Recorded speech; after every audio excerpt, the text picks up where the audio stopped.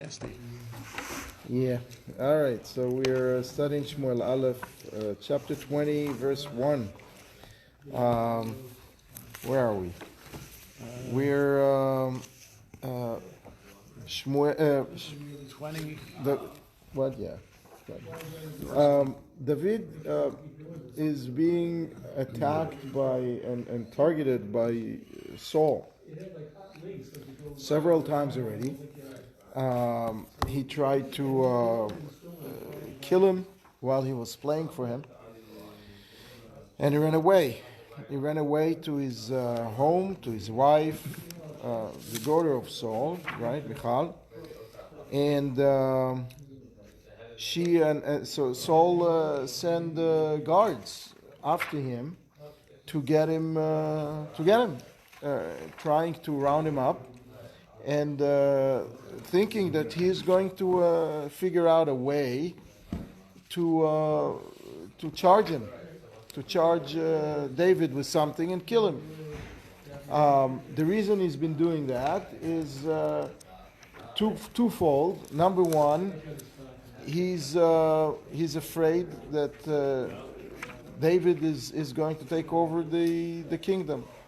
He was told by the prophet Shmuel that somebody is going to replace him, and suddenly he sees that this David is very much capable, starting from the killing of Goliath and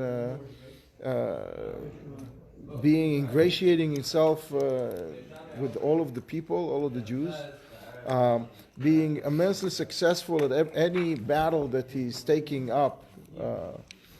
Against the Philistines. So Saul is number one, is afraid of being killed by David, and all of his family being killed by David. And number two, is very jealous. Since David took over, since David was selected to be the next king. David had the power, so to speak, had the help of God, and Saul didn't. The void that was left by that help that was common before took some all kinds of melancholy and bad spirits came into Saul, and he became irrational at times and very upset, and so David was a target. So he ran away from the back window, like in every good movie, and he ran away to Shmuel. That's the only place on earth that he didn't want to go home, because he knew if he would go home, his entire family is going to be annihilated by Saul. That's why should he do that? So he went to Shmuel. And it's interesting that in those days, without GPS and without electronic monitoring, Saul knew right away where is he going, and had a very effective network of informers. So he knew right away where he is. And he ended up at the yeshiva of Shmuel, the Academy for Advanced Prophecy of Shmuel, in the place called Ramah. It's called Nayot. Nayot is the actual yeshiva, and Ramah is the place. And over there, because the prophecy, the power of prophecy was unleashed and unlocked by Shmuel, and people learned in the yeshiva how to contend with it, how to listen to it, how to understand it, how to accept it, how to work with it. So it was like they're supercharged, connected to some higher powers, and they just need to figure out how to deal with it. Now, the way most, with the exception of Shmuel and Moshe, all of the prophets, while they received prophecy, they were not acting normal. Their faculties were messed up, either shut down or messed up.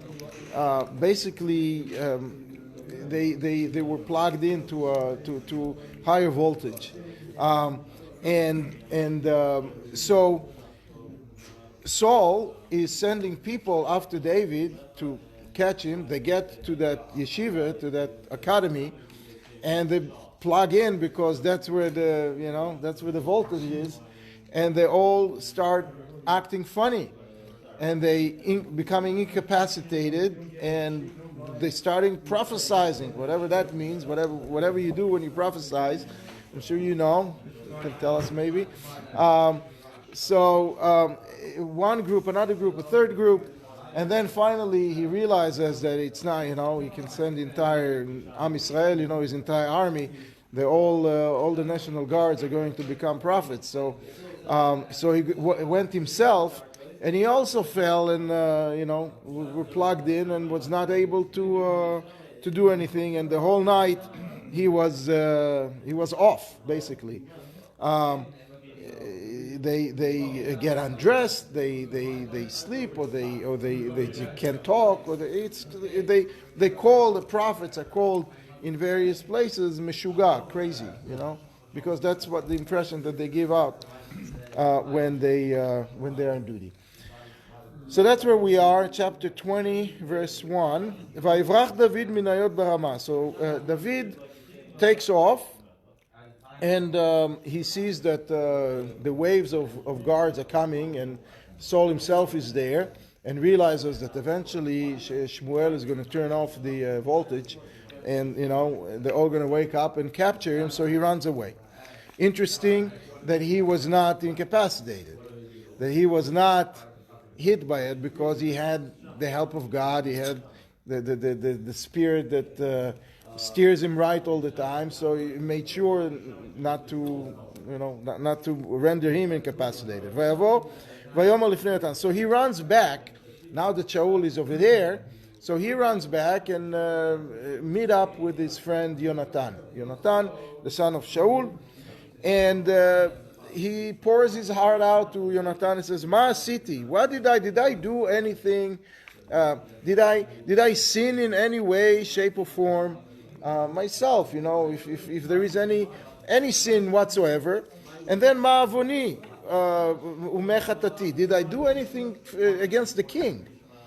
It's possible that the problem is coming to him because he did something wrong. It's possible that the problems are coming to him because he did something wrong to the king. Either way, he's asking, tell me.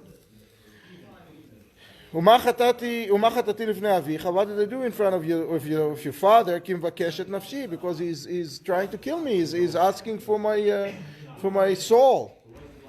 So this is the next verse is very, very interesting and very not understandable even. It tells him, God forbid, you're not going to die. What? Shaul tried to, through the spirit, him twice. He puts send guards to the house where he was there, where he was staying all night. What does it mean? Yonathan is justifying his assessment of the situation by saying that my father is not going to do anything big or small without telling me. And because he obviously did not tell me that it's time to get rid of David, why should we hide this thing from me? Enzo, it's not so. So it's the Radak is mentioning it very much so that how can he tell him that it's not happening when it is happening? So what the Radak is explaining very interesting is that Yonathan realized that his father has some problem, and he attributes the animosity to David not to something fundamental that's wrong with David or between David and Saul, but to his father's medical condition. He thinks that the reason Saul is after David is when Saul is feeling bad, when he has this melancholy, when he have this depression attack. That's how he gets it out. So, okay, if we diagnose the problem, we can figure it out. You're not going to be around him when he has a problem.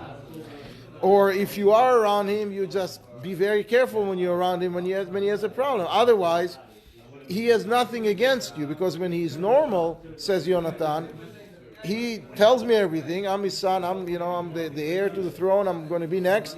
So he's not. He didn't tell me anything. So why? So that's how he explains it. Now, it's interesting. We will see soon that it seems that he convinced David of that, and he got him back to go back to the palace, which is super weird, After all of this, all of the attempts, the assassination attempts, he got him back to come, because he told him, listen, it's on me, it's not. And Yonathan was talking a few verses before, as we learned last week, was talking to his father, and his father swore to him, Chei Hashem, I'm not going to touch him. So he had something to base it on. When Shaul was acting normal, he says, I'm not going to touch him. So, Vaishavao David Vayomer, David doesn't bite anymore, it seems, even though it seems that he did go back, but he's not. The discussion with Yonathan is very serious at this point. Vaishavao David Vayomer, Yado Yada Avicha Kimatzati Chen Be'enecha. Yonathan was telling him, how come I don't know? So David answers him, listen, he knows that we're friends.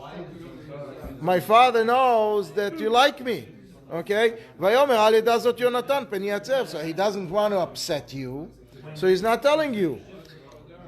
Maybe he doesn't tell you, so you're not telling me, but that's another possibility. But the main thing is that he says, he doesn't want to upset you, so he hides this decision from you.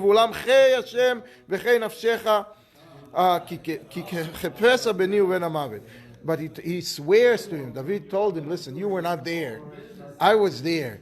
I was a step away from death, because he threw the spear at him, and had David wouldn't take off, and sort of with one step avoid the spear and then run away, it's he would not be around here anymore.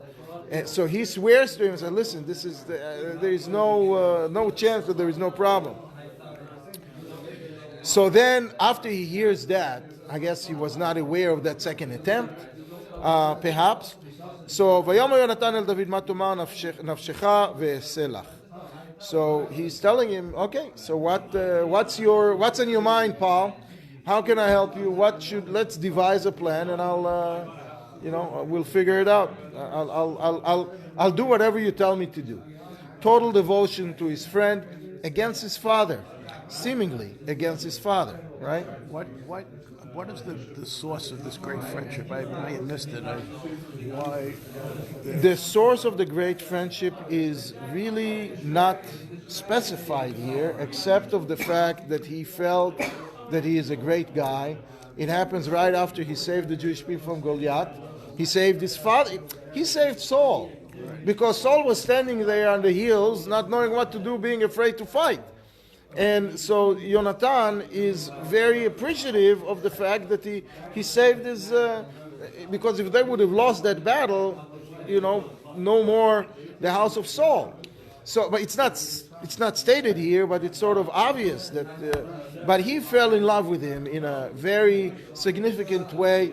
He felt that he's a guy that's going to rise up. He knew that one day he's going to be voted in, so he banked on him, and we will see later how he's trying to accomplish what his father is fearful of with the friendship. What is the fear? We said the reason Saul is against David is for two reasons. Number one, he's jealous, but the main thing is he's afraid that he's going to kill him and his entire family. Yonathan is using his friendship with David to strike a deal and tell him, listen, I'll help you, but you have to swear to me in return that you're not going to kill me and my family, not now, not never. Okay, so we will see how he's basically trying to accomplish what his father is looking for. It's very interesting. By going against his father's will, sometimes when someone is not rational, you have to go against their will to accomplish their will, which is, we've seen it from time to time. So David is offering a suggestion, a plan. Okay? Hinei chodesh machar. The time of the month was the Erev Rosh Chodesh. So tomorrow is Rosh Chodesh. And Rosh Chodesh, and this is the source of a Rosh Chodesh party. V'anochi yashov v'shavim hamelech le'echol. And as usual, in a regular Rosh Chodesh, I would be sitting with the king in a party, in a gathering, in a Rosh Chodesh gathering, and to sit and eat. Now, this is a celebration that happens 3 days in a row, 2 days in a row. Okay, there is the Rosh Chodesh 1, Rosh Chodesh 2, right? 2 days Rosh Chodesh, and then on the third day, Erev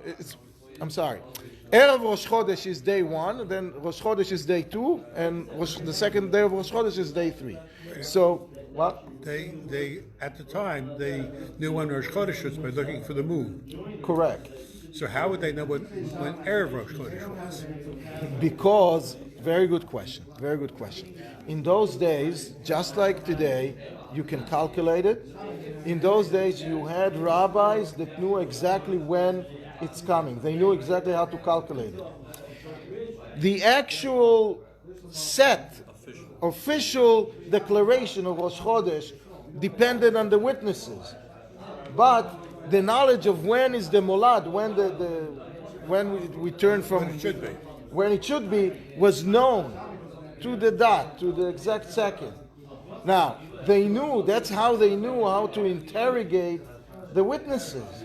They asked him, where did you see it, and what side of the sky, and the crescent was facing this way or that way. They knew exactly how to ask, and what time of day it was, and if it was cloudy, how do you know that it was that time of day? There are a lot of questions. There is a whole series of questions because they knew exactly. So they knew that tomorrow is Rosh Chodesh. Obviously, if you counting from last Chodesh, Aleph, Bet, Gimel, is Chavchet, is Chavtet. So you know that tomorrow is Rosh Chodesh anyway, right? So there is never a Rosh Chodesh that go 32 days so. So he knew that tomorrow is a Rosh Chodesh. So he tells him, this is going to be an opportunity for you and me to figure it out. I'm not going to show up. I'm going to go to hide in the field. I'm not going to show up. That's going to raise a flag. And then you're going to be able to figure out, based on your father's reaction, what's going on. So now, it's possible that if today is day 1, there is no meal with the king. Tomorrow, day 2, there will be meal with the king. It's possible that on the first day of Rosh Chodesh, the Saul is not going to say a word. So let's wait the second day as well, because it's a 2-day celebration. The first day I won't come. Maybe maybe they'll I don't know. We had a stomachache. I don't know. But if the second day I won't come, that's already going to become a problem, because if someone is getting an invitation from the king to show up to the party and doesn't show up, that's rebelling in the king. Well, it's insult. It's merida b'malchut. You're not allowed to do it. So, im pakod ifkadeni avicha. So, pakod is a very interesting word. It means to count. If I'm going to be counted. Now, when usually people are counted when they're not around. When they're not around, you notice more. Okay. So if pakod ifkadeni, if your father is going to count on me or count me, and I'm not going to be there, ve'amarta. So what are you going to say? You have to. So we have to have a story that makes sense. So you should tell him. David tells to Yonathan, you should tell Saul נשאל ממני דוד לרוץ בית לחם עירו. That he asked me for a permission to go back home to participate in their annual party. Here it's a monthly party, every month of Rosh Chodesh, but for the family of Ben Ishai, the family of David, it was an annual party. They had their, their Thanksgiving, whatever. Because over there they had an annual party, and all of the family is there. So David asked me. It was so sudden. He didn't count on it. He didn't plan it, and it sort of he realized that at the last minute. So he didn't even have time to come and ask you, Mr. King, and he asked me, and right away ran. And he even, it says nish'al. There are those who say that he asked by proxy, that he was asked by proxy to go, and then he asked Yonathan by proxy to leave, and he just ran because he felt that he needed to be home. אם כה יאמר, טוב, שלום לעבדיך, ואם כה יאמר טוב, שלום לעבדיך, ואם חרו יחרה לו, דע כי קלטה רעה עמו. So he told him, so let's now after, so David told Yonathan, so you tell Saul that you gave me permission to leave, and let's see how Saul is reacting. If Shaul is saying, okay, no problem, you know that I'm okay, that it's legitimate, that you're right, that the whole problem that he tried to kill me is because he was feeling bad, he was having this one of his attacks, so we'll know, and under normal circumstances he's okay. But if he's going to be upset, is obviously, you know that I'm toast, so to speak. It's ki kalta ra'a mimo, that he made a final decision to get rid of me, to cause me harm. Now, the commentaries are mentioning that there are two other possibilities that he didn't mention here. Possibility number one is that he's not going to say anything. He says, where is David? David went. He's not going to say okay. He's not going to say not okay. He's just going to ignore it. And then we're not going to know. Another possibility is that that he's not even going to ask.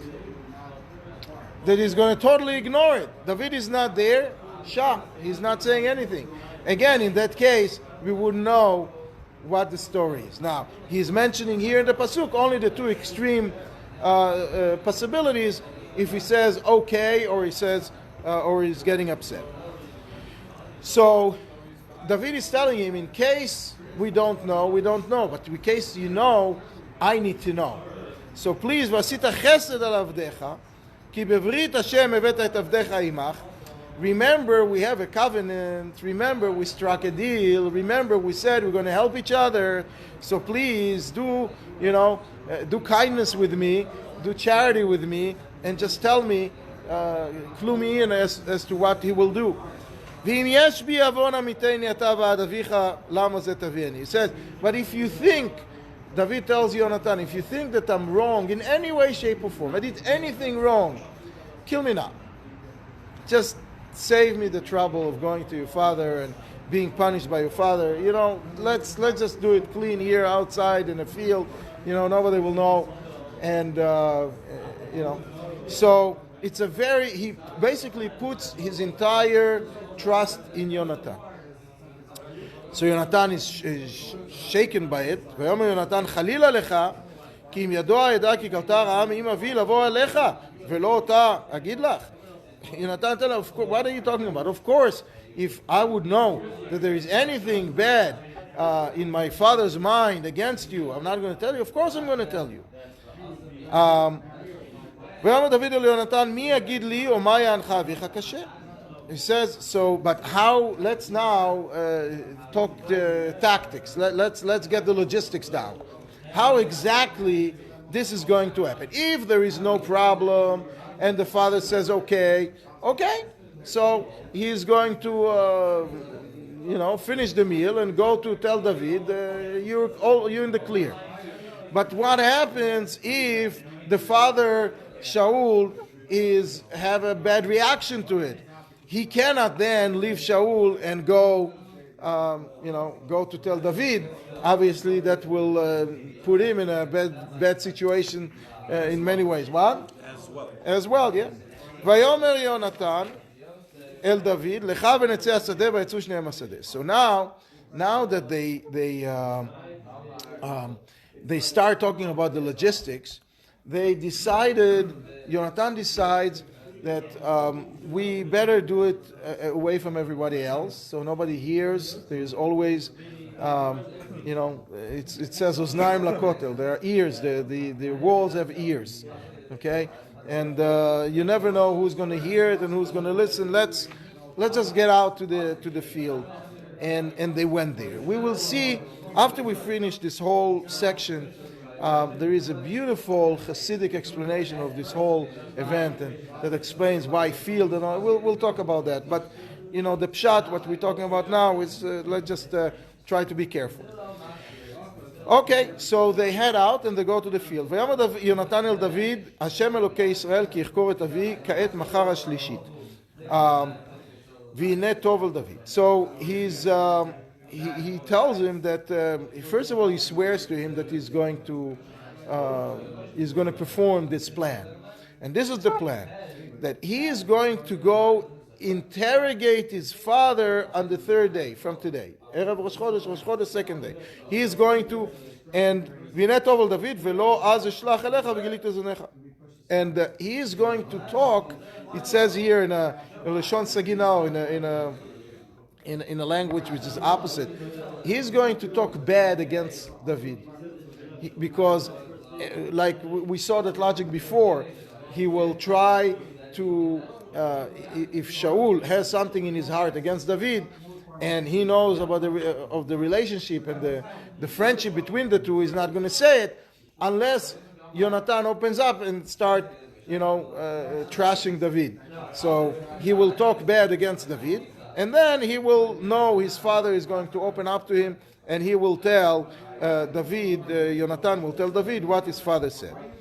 So, כה יעשה השם ליונתן וכה יוסיף כי יטיב אל אבי את הרעה עליך וגיליתי אל אוזניך. And he says, he's swearing again to God, he says, may God help me, and that it's going to be good with my father. And if God forbid it's going to be, he has some bad ideas against you, I'm going to reveal your ears. And I'm going to make sure that you're going to be sent in peace without being harmed. And God will be with you like it was with my father. And they sort of feel that their relationship is about to take a new chapter where they're not going to see each other. And it says, V'yi Hashem imach, and I'm going to send you, and God will be with you. And it's like, arrivederci, goodbye, whenever we're not going to see each other again. Michal is at home. Michal is sort of... Does she go to the banquet? I don't think so. I don't think that the women went to the banquet, but I think that Michal at that point was in the palace. Last time she was summoned to the king to ask, how come you let your husband, run away? So he said he threatened me. So continuing with the same plot or the same play, she would stay and I'm with you, father. And anyway, they couldn't meet without she's going with an entourage. She's the daughter of the king. They couldn't have met. So, and he ran away. Actually, it happened like a day before, right? When he ran away. So they didn't meet. Because she could have used the same logic. Because now she's saying that she's against David because he threatened to kill me, and she could have seen what her father what his mindset was. Right, but I don't think that this party was for her, and I don't think that David thought that her father is going to reveal his heart, open his heart to her.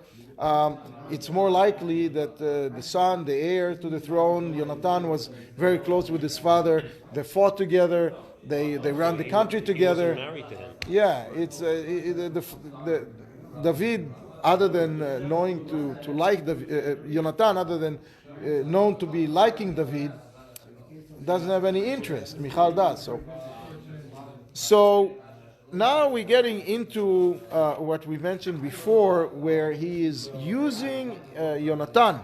He's using his friendship with David and his promise to save him and to let him save his life if there is a problem, which he is now convinced that there very well might be. He's using it to accomplish what his father wanted, and that is to leave the family alone.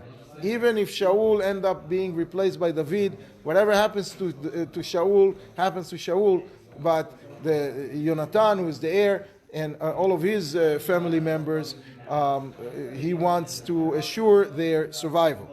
So we're going into a pasuk, two psukim, 2 verses, and in those 2 verses there is a lot of no's. No, no, no, no.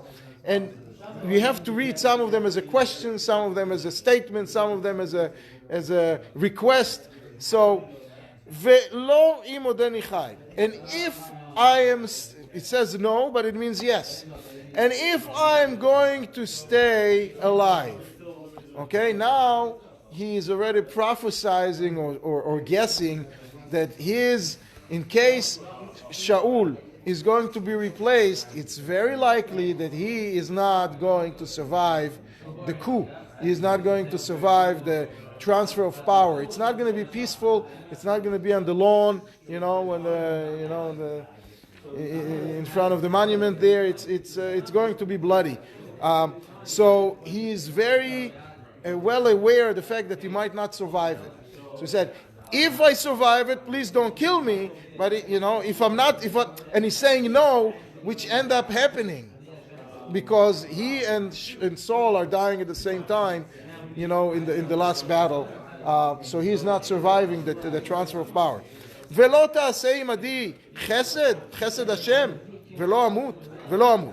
So the next one is sort of a question, and you're not going to do with me if I'm going to survive. You're not going to do charity with me. We're friends. So you're going to do charity with me. And I'm not going to die by you. Which again is a prophecy, because he knew that he's going to die by a human being. He's not going to die on his couch. And he was just praying and asking David, let it not be you. Now, this is if he survives the transfer of power and doesn't die. But if he will pass away, if he will be killed before or during the transfer of power, that's the next verse. "Velo tachrit et chasdecha mi'im beti ad olam." And you shall not take your, don't turn on my family. Okay, keep the charitable face, keep the favorable face towards me and towards my family forever. Velo be'achrit Hashem et oivei David ish me'al pnei adama. Even not when God is going to eradicate all of the enemies of David, which eventually happens.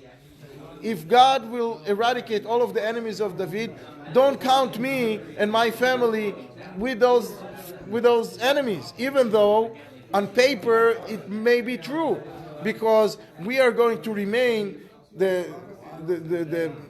offspring of Shaul, and if you're going to replace Shaul, my kids are not going to necessarily have their your picture on the in the house or on their phone. It's they might not like you. So when all of the enemies of David are being eradicated, please don't count me my family with those people. So ויכרות Yonathan עם בית דוד וביקש השם מיד אויבי דוד. So we need to put a couple of parentheses here. Vayichrot. So Yonathan is striking a covenant, a deal with the house of David, and to get them out of being considered the enemies of David, even though they are, except himself, the entire household is destined to be the enemies of David. Please don't kill them. Ubikesh Hashem, and it's here in the middle. He's putting the word Ubikesh Hashem, and God, please God, please God, let this plan work, because we're talking of a plan that's not going to finish in the next 10 minutes or even the next 3 days. It's a plan for generations. It's a plan for many, many years, and let's please God make it so that it's going to become true. ויוסף יונתן להשביע את דוד באהבתו אותו כי אהבת נפשו אוהבו. And after all of that, after sort of striking a deal, I'm going to help you. I'm going to go in. I'm going to interrogate my father. I'm going to go along with your plan to tell him that you were summoned to your dads and all of that. After all of that deal, there is one more layer, and that is, listen, we really are like one unit. We like each other. We love each other a great deal. And, you're my soulmate. And please don't do it to your soulmate. So that's an extra layer that David, why is he saying it? Because not once, not twice, we see that people are in love with one direction, but the other person is not returning the love. That's it's not guaranteed that when you love someone, they love you back. So Yonathan could not rely on that love for his survival, because maybe it's just one direction. That only he likes David, but David really doesn't so much like him.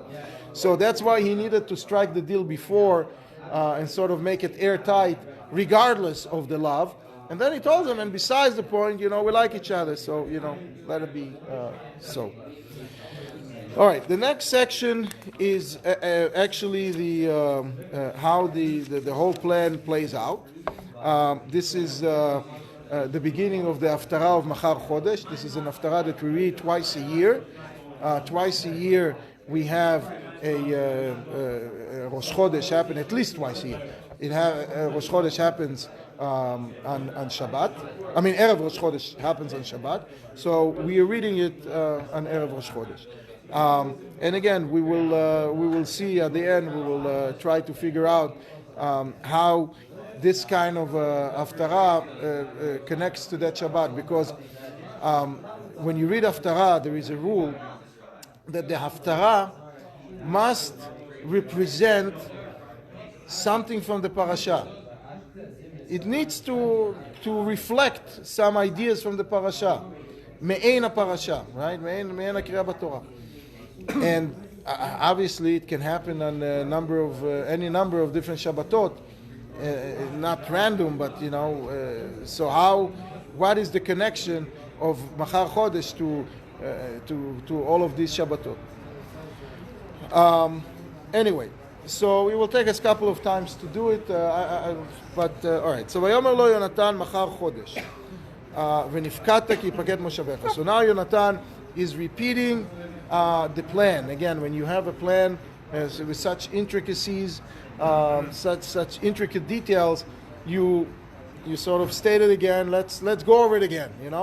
So after we just did it, you tell him again, ונפקדת כי יפקד מושבך. You're not going to show up, and it's going to be noticed.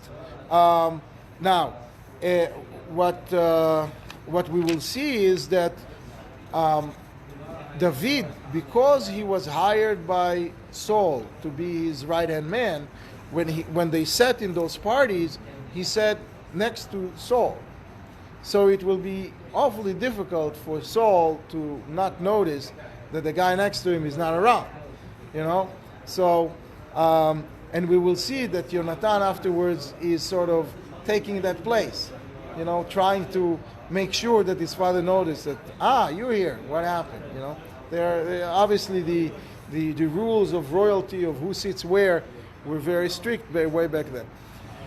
ושילשת תרד מאוד, ובאת אל המקום אשר נסתרת שם ביום המעשה, וישבת אצל אבן העזר. So, on the third, you should go hide in this hiding place for 3 days in a row, okay? Because today, the next day, the following day, I don't know if I'll be able to come right at the end of Yonathan, or at the end of the second day of Rosh Chodesh. Maybe I'll come the next day. You just go there for 3 days, stay there, okay? And you are going to hide yourself in the field, and every day that I'm not going to show up, you're going to hide more and more and more. Because if I didn't show up after the first day, give you the all clear, you know you're in some trouble. The second day, you're in deeper trouble. The third day, you're in deepest trouble. So sort of make sure not to be seen. You eventually going to end up sitting at this milestone, which is called Even HaEzel. It's a big rock that was mentioned before. There was a big fight, big battle right next to it before. So you're going to sit there, and then he comes up with this idea of how to give him signs. We're not going to get into all the details. Let me just summarize it and sort of explain it. Why did he make signs? The basic story is that he told him, I'm going to come and I'm going to shoot 3 arrows, and I'm going to have a kid with me who doesn't really understand what I'm doing. He's just going to be a helper. And I'm going to shoot the arrows and tell him, go get the arrows, and he's going to go get the arrows, and he's going to stand next to the arrow. And if I'm going to scream to him, hey, the arrow is further away from you, you will know, David, that you have to run away. And if I'm going to tell him that the arrow is closer to between us, so you should come back, then you know that you should come back. I mean, why can't he just go there and tell him, we have a problem, we're not. Why does he need with the arrows? So one of the explanations that I saw is that once he meets with his father, and his father is telling him directly, I need to get rid of this David, he's driving me crazy. Then he has a problem with 2 problems. Number one, kibud av.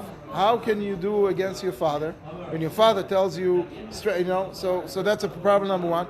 Problem number 2 is lashon hara. He doesn't want to speak bad about his father, about any Jew, definitely not about his father. So let's make signs. Now I still don't know, so I can make plans, and it's not lashon hara. It's not trashing anybody, but when it happens, after it happens, it's going to be an avera mideoraita. You're not allowed to speak about other Jew badly from the Torah. So let's make a sign. And when you hear the sign, you will know what the answer is. And we will see that after he makes the sign, they actually meet for the last time, and they hug each other. But they don't talk about the actual situation. They don't exchange words. They don't say, my father was upset and he called me this and he told me that. No. Not a word about that. So that's the plan, yeah. But you mentioned there were 2 cases that were not mentioned. What if he doesn't talk at all, or what if he doesn't say good or bad? So he told him that he's going to interrogate his father and he's going to get it out of him. During the meal, his father may offer the answer, just by spontaneously, right, or by being prompted that David is not there. But otherwise, I'm going to interrogate my father. Anyway, next time I am away, so...